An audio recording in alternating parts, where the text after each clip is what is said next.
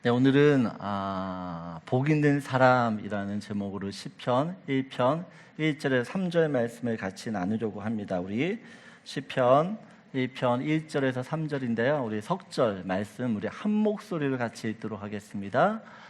복 있는 사람은 악인들의 꾀를 따르지 아니하며 죄인들의 길에 서지 아니하며 오만한 자들의 자리에 앉지 아니하고 오직 여호와의 율법을 즐거워하여 그의 율법을 주야로 묵상하는도다.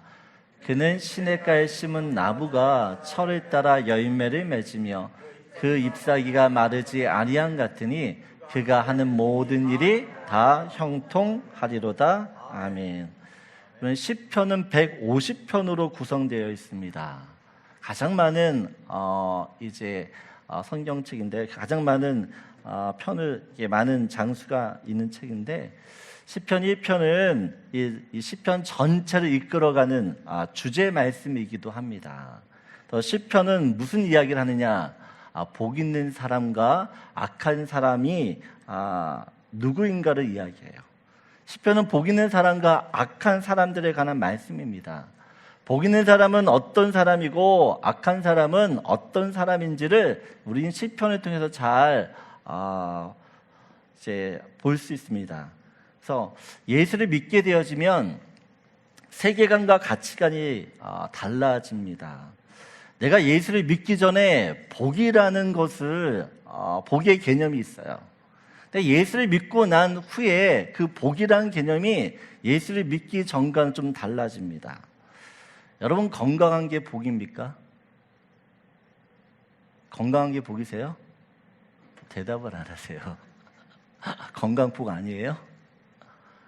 다시 한번, 건강이 복입니까? 네, 아멘이세요? 그러면 돈 많은 게 복이십니까? 아멘이에요? 여러분, 건강이 또한 돈 많은 게 복일 수도 있지만 저주일 수도 있어요. 한여기 목사님이 살아생전에 이런 말씀을 하셨습니다. 본인이 어렸을 때, 그분이 이제 연세가 오래 되셨고 또 돌아가셨지만 30, 40년대에 그 동네에 60대가 넘은 할아버지가 있었대요. 근데 이 할아버지가 너무 건강한 거예요. 너무 건강하고 돈도 너무 많았어요. 어느 날 이제 딸 같은 처녀를 돈을 많이 주고 데리고 온 거죠. 여러분, 건강한 게 복이에요? 이 할아버지에게 있어서 건강이 복일까요? 돈 많은 게 복일까요? 건강한데 그 건강한 몸으로 죄를 짓는다면 그 사람에게 건강은 저주예요. 돈이 많습니다. 근데 그 돈으로 무엇을 하느냐에 따라 그것이 그 사람에게 복이 될 수도 있고 축복이 될 수도 있고 또한 저주도 될 수 있다라는 이야기예요. 우리는 돈만 있으면, 돈이 없을 때는 돈만 있으면 행복할 거라 생각합니다. 여러분, 열심히 일하는 이유가 뭐예요? 그래도 돈이 있어야지 내가 행복할 거라 생각하기 때문에 열심히 일하는 거잖아요. 몸이 아플 때, 병이 걸렸을 때 건강만 있으면 좋겠다. 나 다른 거 다 필요 없고 그냥 건강만 있으면 좋겠다라는 생각을 해요. 근데 정말 돈만 있으면, 건강만 있으면 우리 자녀들이 잘 되기만 한다 그러면 정말 행복하냐는 것이에요. 성경에서 복을 이야기합니다. 성경에서도 복을 말합니다. 하나님이 약속한 복이 있습니다. 하나님은 그 약속을 지키시는 분이에요. 여러분, 하나님이 주시는 복은 좋은 걸까요? 나쁜 걸까요? 여러분, 하나님이 우리한테 주시는 것들은 다 좋은 것이에요. 성경에서 영어 성경에 하나님께서 우리한테 기부라고 하는 동사를 사용할 때는 언제나 다 좋은 것이에요. 하나님이 우리한테 기부라는 단어를 사용해서 우리한테 주는 것들을 보면은 다 좋은 것들이에요. 근데 사람에게 기부라는 동사를 쓰면은 안 좋을 때가 많아요. 사라가 아브라함에게 누굴 주죠? 첩을 주잖아요. 하갈을 주잖아요. 사람이 주는 거는 좋은 것도 있지만 안 좋은 게 너무 많아요. 근데 하나님이 우리한테 주시는 것들은 언제나 좋은 것이에요. 여러분, 하나님이 그 주시는 것은 그 복은 너무 좋은 것이기 때문에 그것을 가지려고 노력하는, 그것을 누리려고 하는 그 복을 우리가 한번 얻어보려고, 그것을 하나님 주시는 그 복을 우리가 한번 가지고 살아볼 수 있는 그런 볼만한 가치가 있다는 것이에요. 주님 우리에게 복을 주시는데 그 복은 이것을 한번 내가 얻고 싶은, 이것을 가지고 살아갈 만한 그런 가치가 있다는 이야기예요. 그래서 2주 동안 성경에서 말하는 복, 그 축복이 무엇이냐, 복 있는 사람은 어떤 사람인지 좀 살펴보려고 합니다. 오늘 1절 다 같이 한번 읽어보도록 하겠습니다. 1절 같이 읽겠습니다. 복 있는 사람은 악인들의 꾀를 따르지 아니하며 죄인들의 길에 서지 아니하며 오만한 자들의 자리에 앉지 아니하고 라고 합니다. 복 있는 사람 이야기하면서 그 복 있는 사람은 어떤 사람이에요? 악인의 꾀를 따르지 아니한, 죄인들의 길에 서지 않은, 그리고 오만한 자리에 앉지 않는다라고 이야기합니다. 여러분, 세상에서는 많은 것을 가져야지만, 많은 것을 소유해야지만 복이라고 생각합니다. 근데 성경은요, 버리는 게 복이라고 이야기해요. 악인의 꾀를 버려야 되는 것이고, 죄인들의 길을 버려야 되는 것이고, 또한 오만한 자의 자리를 버려야 하는 것이에요. 그럴 때 어떻게 해요? 하나님이 주시는 복을 누릴 수가 있습니다. 여러분, 악인의 꾀가 무엇이냐? 이 악인의 꾀라는 것은 사람의 생각입니다. 로마서 8장 6절 7절을 보게 되어지면 우리 같이 읽겠습니다. 육신의 생각은 사망이요 영의 생각은 생명과 평안이니라. 7절, 육신의 생각은 하나님과 원수가 되나니 이는 하나님의 법에 굴복하지 아니할 뿐 아니라 할 수도 없습니다. 여러분, 오늘 로마서를 보게 되면 이 육신의 생각, 사람의 생각이에요. 사람의 생각은 언제나 사망이라고 이야기합니다. 그리고 그 사람의 생각은 언제나 하나님과 원수가 된다라고 이야기해요. 왜 육신의 생각이 사망이고 왜 하나님과 원수가 되냐는 것입니다. 그러면 사람이 죄인이기 때문에 그래요. 사람이 죄인이기 때문에 그 죄인이 생각하는 그 모든 생각들은 사망이고 하나님과 원수가 됩니다. 사람들은 이야기하죠. 나는 죄를 짓지 않았어요. 나는 죄를 지은 사람이 아니에요.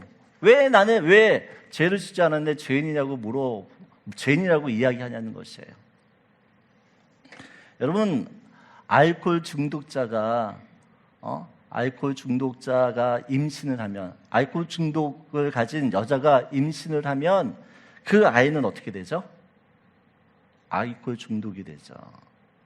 엄마가 알코올 중독자이기 때문에 아이도 자연스럽게 알코올 중독을 겪습니다. 아이가 술을 마신 게 아니에요. 아이가 술을 먹고 싶다고 생각해 본 적이 없어요. 자기의 의지와는 상관없이 어떻게 해요? 엄마 때문에 아이는 알코올 중독자가 돼요. 마찬가지로 하나님이 아담을 창조하셨어요. 인류의 조상인 그 아담이요, 죄를 지어요. 그 죄가 알코올 중독을 앓고 있는 그 부모가, 엄마가 자녀에게 그 알코올 중독을 물려주는 것처럼, 그 아담이 지었던 죄가 어떻게 해요? 그의 후손들에게 자연스럽게 이어지는 것이에요. 우리의 의지와는 상관없이 죄의 DNA를 가지고 우리는 태어났어요. 그래서 죄인인 것이에요. 여러분, 첫째 아이들, 우리가 아이를 키우다 보면 이런 경험을 많이 합니다. 첫째 아이들이 둘째 동생이 생기면 스트레스를 엄청 받아요. 부모로 받았던 그런 모든 관심과 사랑을 어떻게 해요? 둘째 아이한테 빼앗긴다라고 생각하기 때문에 그래요.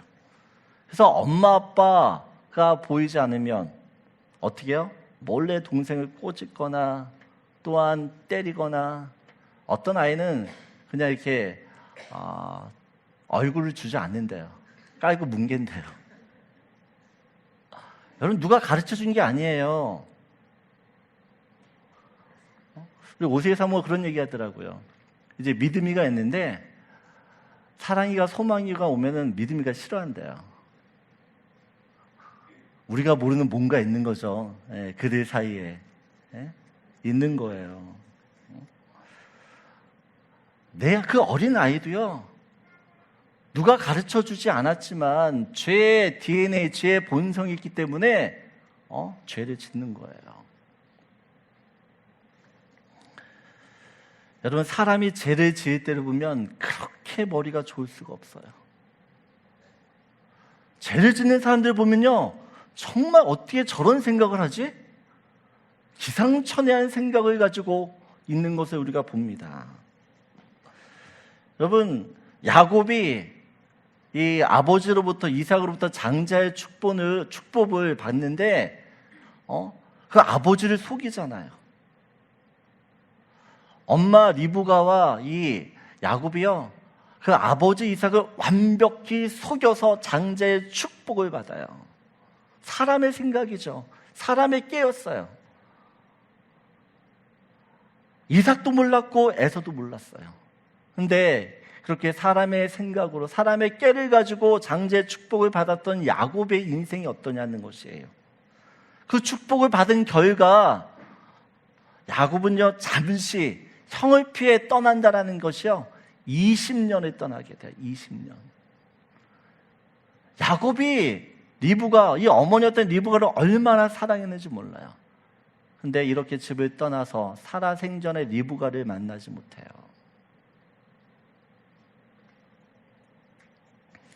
그리고 하나님 없는 사람의 깨가 얼마나 불행을 자초하는지 몰라요. 창세기 12장을 보게 되어지면 아브라함이요, 그 가나안 땅에 들어왔을 때 기근이 와서 어떻게 해요? 애굽으로 내려가요. 애굽에 내려가면서 이 아브라함이 사라에게 이렇게 이야기를 해요. 우리 보여주세요. 12절 보면 11절. 그가 애굽에 가까이 이를 때 그의 아내 사라에게 말하되 내가 알기에 그대는 아리따운 여인이다. 12절 같이 읽겠습니다. 애굽 사람이 그대를 볼 때 이르기를 이는 그의 아내라 하여 나는 죽이고 그대는 살리리니. 13절 같이 읽겠습니다. 원하건대 그대는 나의 누이라 하라. 그러면 내가 그대로 말미암아 안전하고 내 목숨이 그대로 말미암아 보존되리라 하리라. 여러분, 오늘 말씀을 보면 아브라함은 애굽에 내려가면서 두려워했어요. 사라가 너무 미인이기 때문에 자기의 아내라고 하면 자기를 죽이고 이 아내를 빼앗길까 봐 나도 살고 너도 살고, 그래서 어떻게 해요? 우리 서로 거짓말하자.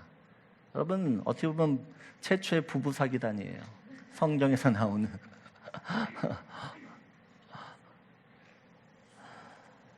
아브라함이 생각할 때 그냥 이 사라를 여동생이라고 그냥 거짓말하면 아무 일도 없을 줄 알았어요.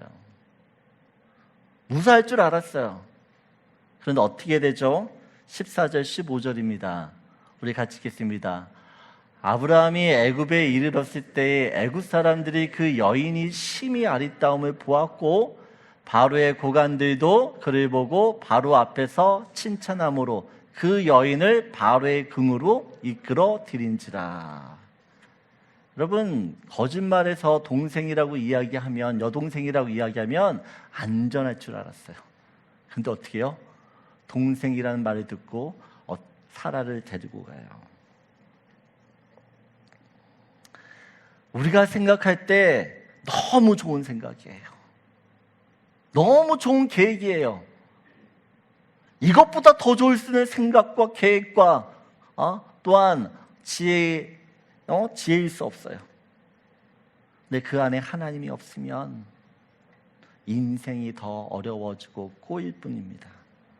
그래서 성경은 뭐라고 이야기해요? 악인의 깨, 사람의 생각, 하나님이 없는 사람의 생각과 계획과 그 지혜들을 버리라고 이야기합니다. 어떤 목사님이 중국에 들어가면서 성경책을 이민가방에 한가득 들고 들어갑니다. 여러분, 이 성경책을 들고 들어가다 중국 공안에 걸리면 감옥행위예요. 공항에서 공안이 이 목사님이 물어보는 것이야. 이 안에 뭐가 있냐? 목사님이 거짓말을 못해서 성경책 있습니다. 이야기하는 것이요. 그래서 이 공안이 물으면 얼마나 있어? 그랬더니 머뭇머뭇 하면서 이 목사님이 영어로 이렇게 얘기하는 거죠. 플래니. 이 공안이 땄더니 뭐라고? 다시 물어보는 것이야. 얼마나 했다고? 플래니. 플랜티라는 영어를 그냥 굴리는 거죠. 플래니. 했더니 이 공안이 못 알아듣고 오케이 들어가. 여러분, 이게 우스운 이야기가 아니에요.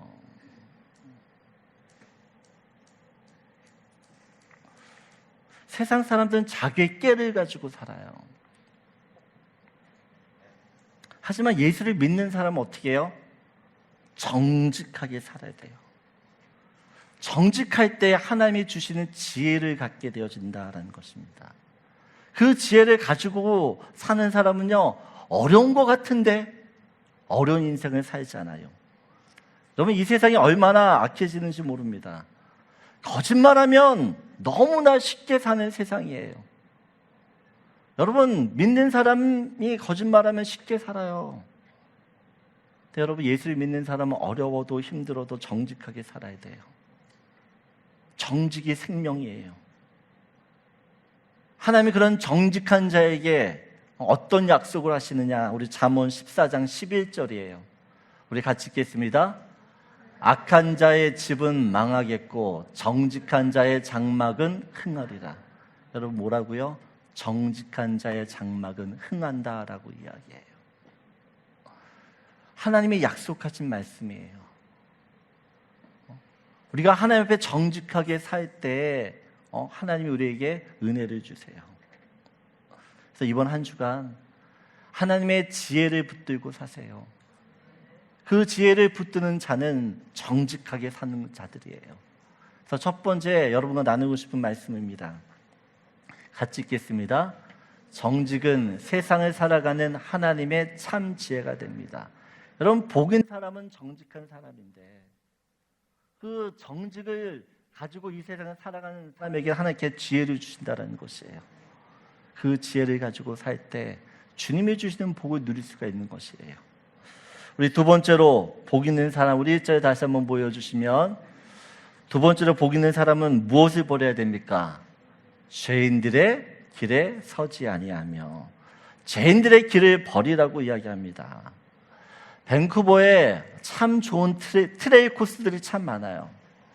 근데 트레일 코스를 걷다 보면 사람들이 많이 다니는 길과 그렇지 않은 길이 있어요. 사람들이 많이 다니지 않는 길은 아무래도 어떻게 해요? 풀도 많고 바닥이 고르지 않아요. 그래서 걷기가 불편합니다. 반면에 이 트레일을 사람들이 많이 왕래했던 그 길은요, 사람들이 많이 다녔기 때문에 평평해요. 다니는데 불편함이 없어요. 오늘 성경을 보면 죄인들의 길이라고 이야기합니다. 왜 죄인을 이야기하면서 길이라는 단어를 사용했을까? 여러분, 죄를 많이 짓다 보면 내 마음에 죄에 길이 나버려요. 죄가 익숙해지면 내 마음에 길이 난 것이에요. 여러분, 제가 초등학교 시절에 그때는 이렇게 먹을 게 잘 없잖아요. 군것질도 해야 되는데. 그래서 가끔 이제 어머니 이제 주머니를 뒤질 때가 있어요. 뒤지다 보면 100원짜리도 있고 50원짜리도 있고, 이게 막 흔들어 봐요, 잠바를. 찰랑찰랑 소리 나면 때려봐서 이렇게 슬쩍 하나 하죠. 근데 여러분, 이거 한번 이렇게 슬쩍 할 때 처음 그거를 주머니에 돈을 뺄 때 얼마나 가슴이 두근두근 되는지 몰라요. 심장이 터지는 것 같아요. 근데 한 번 하고 두 번 하면 가슴 떨림이 덜해요. 그리고 오히려 마음이 담대해져요. 그 다음부터는 액수가 커져요. 100원이 500원, 500원이 1000원, 1000원이 5000원, 5000원이 만원. 부모님이 모를까요? 걸려서 뒤지게 맞아서 혼자 정말 죽는 줄 알았어요. 엄청. 저희 어머니 이게 몽둥이를 들고 빗자루죠, 빗자루. 들면은 제가 도망가면은 도망 다니는데 쫓아오시면서 때리세요. 집안 구석구석을 도망 다니는데. 여러분, 우리 속담에 반의도둑이 소도둑 된다라는 이야기가 있습니다. 죄를 계속 짓다 보면 내 마음이 편안해져요. 죄에 대해서 익숙해지기 때문에 그래요. 하나님에 대해서 길이 나야 되는 죄에 대한 길이 내 마음에 나버려요. 여러분, 죄를 지을 때 가슴이 두근두근 떨리는 게 복인 줄 믿습니다. 네? 내가 거짓말하면 티 나는 사람 있죠? 복이에요. 감사한 줄 아셔야 돼요. 네? 여러분, 우리가 왜 죄를 지을까요?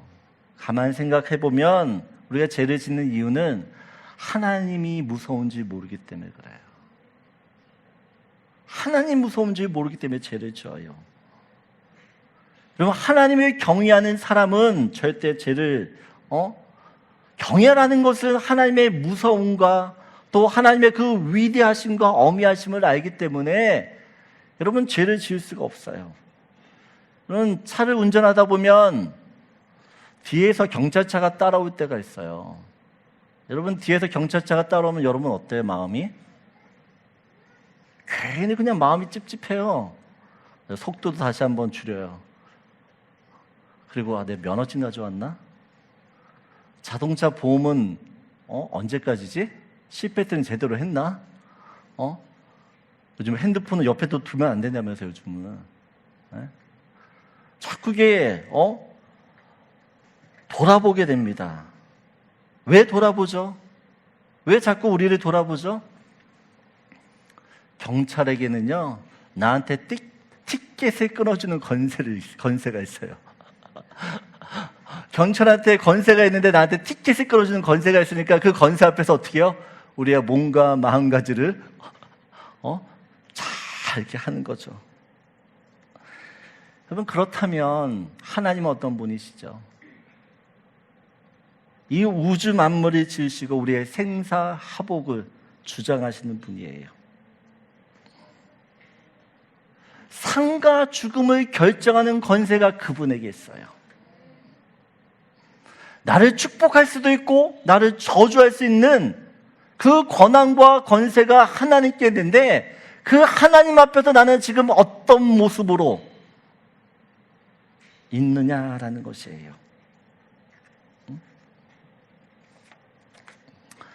그래서 여러분, 하나님을 경외한다는 것은 하나님의 눈길 앞에 산다는 이야기예요.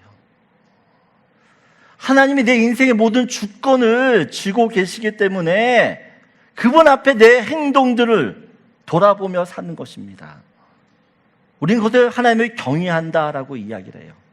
요셉이 보디발의 아내로부터 날마다 유혹을 받습니다. 그때 요셉이 이렇게 이야기해요. 39장 9절에 보면 내가 같이 읽겠습니다. 이 집에는 나보다 큰 이가 없으며 주인이 아무것도 내게 금하지 아니하였어도 금한 것은 당신뿐이니 당신은 그의 아내입니다. 그런즉 내가 어찌 이 큰 악을 행하여 하나님께 죄를 지으리까? 라고 이야기해요. 여러분 보면 내가 어찌 이 큰 악을 행하여 하나님 앞에 죄를 짓지 않는다라는 거예요. 하나님 앞에. 여러분, 요셉을 이야기할 때 늘 따라다니는 단어가 무엇이에요? 요셉이 하나님과 함께, 하나님이 요셉과 함께 했다는 얘기예요. 39장 2절을 보세요. 계속해서 요셉을 이야기할 때 성경 이렇게 이야기합니다. 여호와께서 요셉과 함께 하심으로. 요셉은 하나님이 언제나 자기와 함께하고 있다는 사실을 인식하고 있어요. 하나님이 내 앞에 계셔서 나를 항상 쳐다보고 있다는 사실입니다. 하나님이 내 앞에서 나를 쳐다보고 있는데 내가 어떻게 죄를 지을 수 있냐는 것이에요. 여러분, 우리가 죄를 짓는 이유는 아무도 나를 쳐다보지 않는다라고 생각하기 때문에 그래요. 나이가 죄를 짓는 그 순간에 아무도 나를 보지 않는다고 생각하기 때문에 내가 죄를 짓죠. 그런데 만약 내가 죄를 짓는 그곳에 하나님이 이렇게 쳐다보고 있다 생각해 보세요. 여러분, 죄 못 져요. 여러분, 하나님이 어디 계십니까? 하나님 어디 계세요, 여러분? 우리 마음에 있다라고 이야기해요. 우리 안에 있다라고 이야기해요. 근데 우리 안에 하나님을 모시고 살면서도 우리는 죄를 지어요. 그 말은 무슨 말이죠? 내가 하나님을 무시하고 사는 것이에요. 하나님이 내 앞에 계시고 그 하나님이 나의 모든 말과 행동 하나하나 모든 것을 지켜보고 계신다 그러면 내가 어떻게 함부로 말하고 함부로 이야기하며 함부로 행동할 수 있냐는 것이에요. 못하죠. 여러분, 나에게 박사학위를 줄 수 있는 교수 앞에서 내가 굽신굽신대요. 나에게 영주권을 주는 사람 앞에서 그 사람이 시키는 이름은 다 해요. 근데 만왕의 왕, 만주의 그 하나님이, 그 하나님 내가 믿고 있고 그분을 내 안에 모시두고 산다고는 우리들은 그분의 말씀을 정말 듣고 사냐는 것이며 그분께서 이야기하신 것에 순종하며 살고 있냐는 것이에요. 시편 34편 9절을 보면 우리 같이 읽겠습니다. 너희 성도들아 여호와를 경외하라. 그를 경외하는 자에게는 부족함이 없도다. 여러분, 하나님을 경외하는 자에게 어떤 복을 주세요? 부족함이 없대요. 시편 115편 13절이에요. 같이 읽겠습니다. 높은 사람이나 낮은 사람을 막론하고 여호와를 경외하는 자들에게 복을 주시로다. 이 세상에 높은 사람이든 낮은 사람이든 상관없어요. 여호와를 경외하는 자에게 하나님께는 동일한 복을 주십니다. 시편 128편 1절에 4절 같이 읽겠습니다. 여호와를 경외하며 그의 길을 걷는 자마다 복이 있도다. 내가 내 손이 수고한 대로 먹을 것이라. 내가 복되고 형통하리로다. 내 집 안방에 있는 내 아내는 결실한 포도나무 같으며 내 식탁에 둘러앉은 자식들은 어린 감람나무 같으리로다. 여호와를 경외하는 자는 이같이 복을 얻으리로다. 여러분, 하나님이 어떤 약속을 하시죠? 하나님을 경외하는 자에게 복을 주신대요. 우리가 정말 복을 받기를 원하십니까? 그럼 하나님을 경외하셔야 되고, 하나님을 경외한다는 것은 하나님의 눈길 앞에 내가 산다는 것을 늘 인식하며 사는 것이에요. 여러분, 죄인의 길에 서지 않기 위해서는 하나님을 경외해야 되는 줄 믿습니다. 하나님의 눈길 앞에 우리가 있다라는 그 인식을 가지고 살 때 우리가 하나님 주시는 복을 누릴 수가 있어요. 이번 한 주간 요셉처럼 하나님과 동행하며 죄인의 길을 버리며 사는 저와 여러분들에게 소원합니다. 두 번째, 복 있는 사람은 어떤 사람이냐? 우리 같이 읽겠습니다. 경외는 하나님의 눈길을 의식하기에 죄를 끊는 능력이 됩니다. 여러분, 하나님께서 우리에게 복 있는 사람은 하나님을 경외하는 사람이에요. 여러분, 죄를 짓지 않는 그 사람에게 하나님이 복을 안 주시겠냐는 것이에요.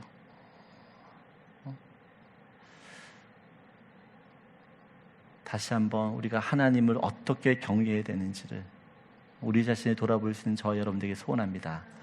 마지막으로 1절입니다. 복 있는 사람은 어떤 사람이냐라고 이야기할 때 오만한 자들의 자리에 앉지 아니한다라고 이야기합니다. 복 있는 사람은 오만한 자리를 버리는 사람이에요. 여러분, 오만은 교만보다 한 단계 더 위에요. 자만, 교만, 오만. 점점 단계가 높아지는데 교만은 내가 최고가 되는 겁니다. 자기가 최고인 줄 알고 잘난 체하고 높아지는 것이에요. 근데 오만은 내가 하나님 자리에 앉아서 하나님처럼 행동할 뿐만 아니라 다른 사람을 무시하고 업신여겨요. 그래서 오만한 사람은 다른 사람을 무시합니다. 오만한 사람은 누군가 내 자존심을 건드리면 참을 수가 없어요. 못 견뎌요. 오만한 사람의 특징은 무엇이냐라고 이야기할 때 오만한 사람은 자신의 능력을 맹신한 사람이에요. 자신에게 능력이 있다라고 생각하는 사람은요, 오만한 사람이에요. 나에게 능력이 있기 때문에 하나님을 절대로 의지하지 않습니다. 하나님을 의지하지 않기 때문에 하나님께 기도하는 법이 없어요. 여러분, 우리 인생의 문제와 고난 앞에서 왜 기도하죠? 인생의 문제를 풀 수 있는 실력과 능력이 나한테 없어요. 그 능력과 실력이 없기 때문에 하나님께 기도하는 것이에요. 능력 있는 거 하나님께 부탁하는 것이에요. 그것이 기도예요. 여러분, 기도하고 사십니까? 여러분, 내가 기도하지 않는다라고 하는 것은 내 힘으로 살 수 있기 때문에 기도하지 않아요. 기도하는 사람은요, 내 힘으로 못 사는 것을 알기 때문에 기도의 줄을 놓지 않아요. 놓을 수가 없어요. 놓으면 죽는데 어떻게 나요? 근데 내가 기도하지 않는다라는 것은 하나님 의지하지 않겠다라는 거죠. 내가 가지고 있는 것으로도 나는 충분히 살 수 있기 때문에 하나님께 기도하지 않아요. 여러분, 사울왕이 처음에는 엄청나게 겸손했어요. 왜 겸손했냐? 자기의 능력이 없다는 걸 알기 때문에. 사무엘상 9장 21절을 보면 사울이 처음 사무엘을 만났을 때 이렇게 자기를 소개해요. 우리 같이 읽겠습니다.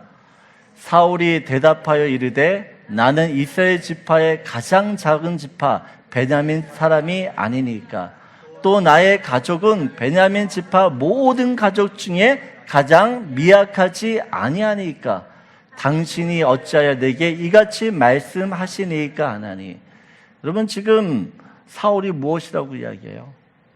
12지파 중에 나는 베냐민 지파인데 그 베냐민 지파는 12지파 중에서 가장 작은 지파라는 것이에요. 가장 힘이 없는 지파라는 것이에요. 그 베냐민 지파 중에서도 내 가족은 어떤 가족이에요? 가장 미약하대요. 그러면 사울은 자기에게 능력이 없다라는 것을 알았어요. 그걸 인정하며 살았어요. 그래서 하나님 어떻게 해요? 그를 이스라엘 왕으로 세우셨어요. 그런데 시간이 지나면서 사울이 왕이 되었고 그 나라가 강성해지고 군대가 강력해지고 모든 전쟁에서 승리할 때 그는 자기에게 능력이 있다고 믿기 시작했어요. 여러분, 사울이요, 전쟁에서 한 번도 져본 적이 없어요. 마지막 전쟁에서 그가 죽으면서 한 번 져요. 그 전까지는 나가면 승리해요. 이전에 없던 힘과 건세와 부와 명예의 군대가 생기면서 어떻게 해요? 하나님을 의지하지 않아요. 하나님을 의지하지 않기 때문에 하나님께 기도하지도 않고 오히려 자기를 위하여 기념비를 세워요. 제사를 지내도 내가 제사를 지내요. 사무엘을 기다리지 않아요. 내가 제사 지내죠. 내가 가진 힘과 능력으로 나와 내 가족과 내 나라를 지킬 수 있다고 믿기 때문에 하나님을 의지하지 않아요. 성경 그런 사람은 오만하다라고 이야기해요. 능력이 나한테 있다라는 것이에요. 새벽 예배 지금 우리가 에스겔서를 살펴보고 있어요. 하나님이 이스라엘을 심판하십니다. 여러 가지 이유 때문에 하나님이 심판하세요. 근데 에스겔서 7장 19절을 보게 되어지면 이런 말씀이 있어요. 우리 같이 읽겠습니다. 그들이 그 은을 거리에 던지며 그 금을 오물같이 여기리니 이는 여호와 내가 진노를 내리는 날에 그들의 은과 금이 능히 그들을 건지지 못하며 능히 그 심령을 족하게 하거나 그 창자를 채우지 못하고 오직 제약의 걸림돌이 됨이로다. 그러면 이스라엘 사람들이 지금 무엇을 한다고요? 은을 거리에 던진대요. 금을 오물같이 여긴대요, 여러분.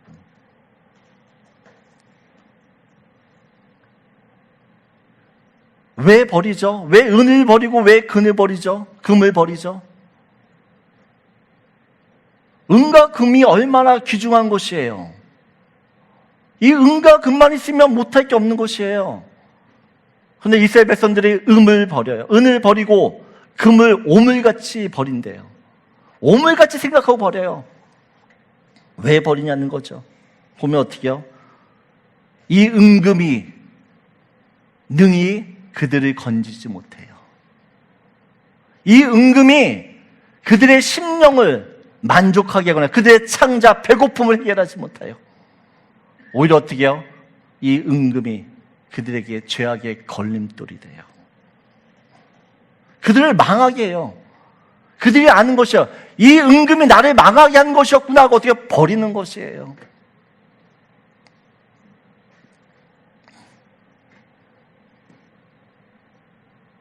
여러분, 우리는 나중에 알게 될 것이에요.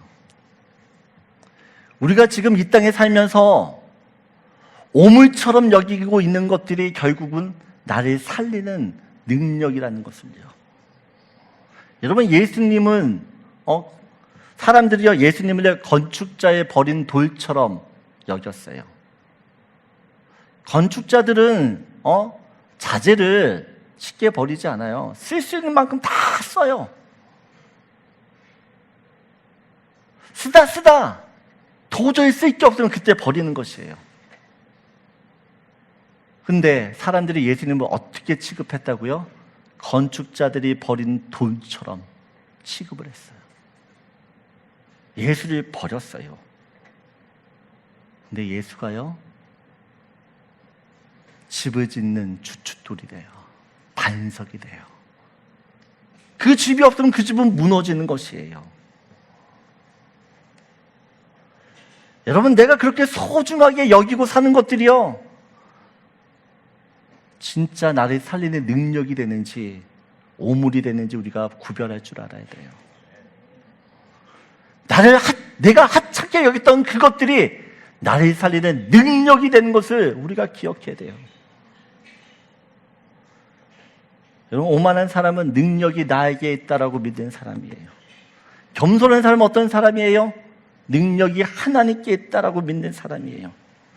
여러분, 지금 누구의 능력을 믿고 사십니까?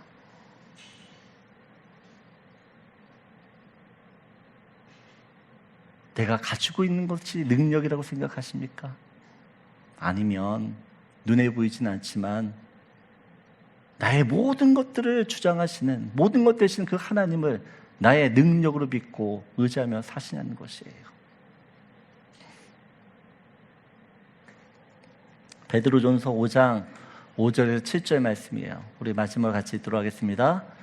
젊은 자들아, 이와 같이 장로들에게 순종하고 다 겸손으로 허리를 동이라.